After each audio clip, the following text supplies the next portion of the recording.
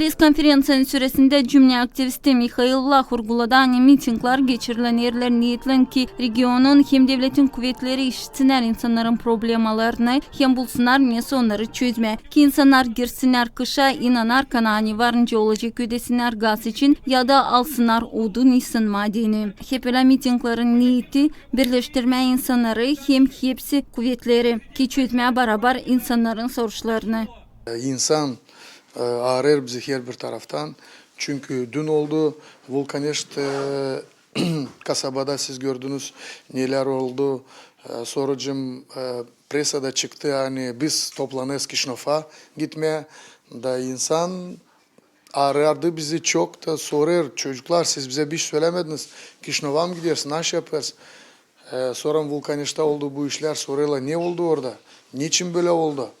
Biz düşündük hani hem islah hem doğru olacak hani biz çıkma prese da söylemeye kendi fikirleri o duyguları hani bizde var. Biz düşündük hani bu olacak doğru bizim taraftan.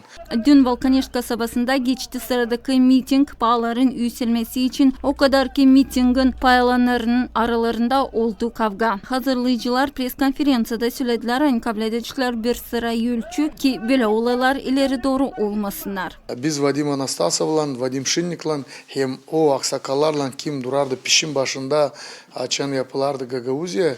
Onlar şimdi bize yardımcı olurlar. Hani biz gitmeye ileri. Biz duyduk hani biz lazım sizinle açıkla etmeye. Ne olur hem ne biz isteriz yapma. К сожалению, на сегодняшний день по понятным моментам я не хочу сейчас говорить, кто прав, кто виноват.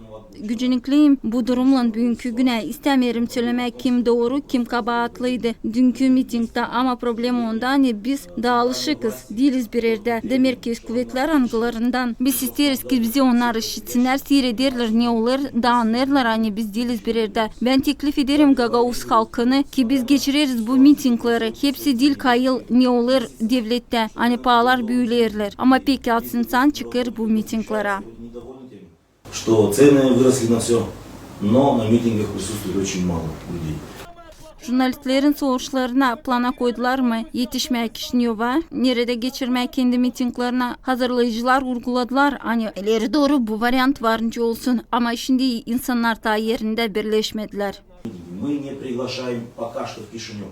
Почему не приглашаем? Потому что еще... Biz teklif etmiyoruz Kişinev'a çünkü Zereta Gagauz halkı burada çıkmıyor. Oraya gitmeye mitinge 50-100 kişi bu değil doğru. Biz burada lazım birleşelim. Biz lazım savaşalım ki başkan spiker olsunlar bizimle bile. Dil çoktan açan buluştuk. Irina Fedorovna'nın kabinette o söyledi hani o hazır olma insanın birlikte.